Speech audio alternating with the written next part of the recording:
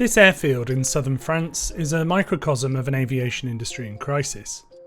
Unused planes are sitting idle as passenger traffic has collapsed during the coronavirus pandemic. On the other side of these hangars though, startups making superfast trains and driverless vehicles have moved in. Former aviation engineers are trying to build a future where they no longer make planes. We do things that are at the edge of the technology, even edgier than what you find sometimes in the aviation. In a region that's also popular for its wines, this city of 1 million is the home of Airbus. As Airbus expanded over the decades and even surpassed Boeing as the world's largest plane maker last year, Toulouse grew to become a global hub for suppliers, new technologies and aerospace jobs. For one employer within Airbus, it means for us 4 employers here in Toulouse. It's about 90,000 jobs. It's a lot.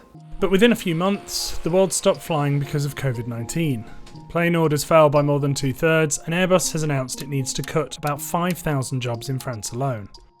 So can innovation and startups save the world's aviation capital from this crisis?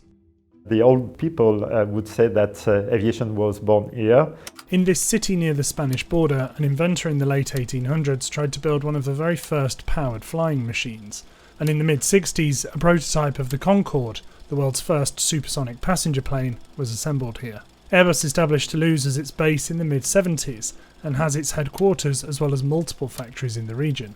Some 40% of all jobs here are linked to the aviation industry, and the city's population has doubled in size since Airbus moved in. That growth only accelerated in recent years.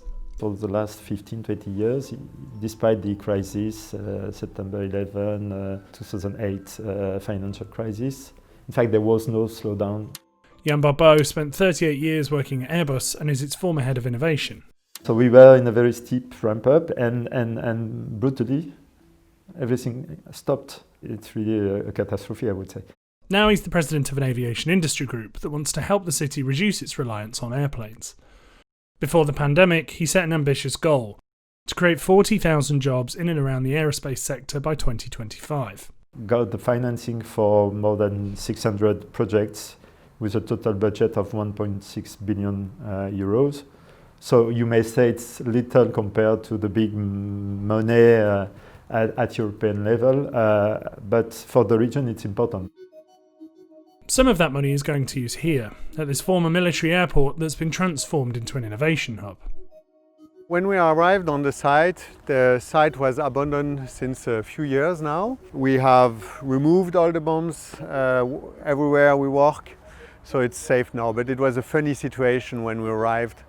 Hyperloop TT set up here rent-free to develop the world's first full-scale test track for a futuristic train that the company says could achieve speeds of up to 760 miles per hour. They say it's the region's expertise that brought them here. When you start this kind of project, it's new, it's an innovation, and you need support of people that believe it will work and believe you can do it here. So we hired, most of them are coming from the aerospace industry. They describe the Hyperloop as a commercial aircraft without wings. While the design remains in its early testing phase, the company has signed a deal to deploy its technology in Abu Dhabi, something that could bring jobs to Toulouse. To develop the Hyperloop and bring it to certification, we will need engineers, we will need industrial capabilities, we will need a full supply chain, we will need testing. This represents a few thousands of high qualified job positions. EasyMile is another company that's using Frankfurt Airport as an R&D lab. They're using the site to test their software that allows vehicles to drive autonomously on fixed loops, like bus routes. We do have former aviation employees who are in Toulouse because that's also an advantage of the ecosystem. Because of the aerospace industry, we are using the same kind of, lots of similar technology. The company's doubled its staff every year for the past 4 years. Its self-driving software is already being used around the world, and these vehicles could be commercialised within 2 years.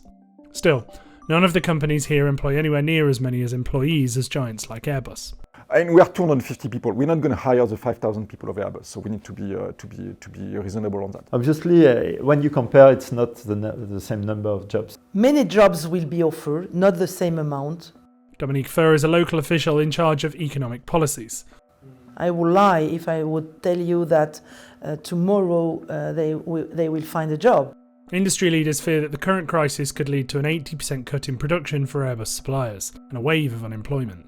Aid from the French government is expected to subsidise and protect many jobs in the region for up to 2 years.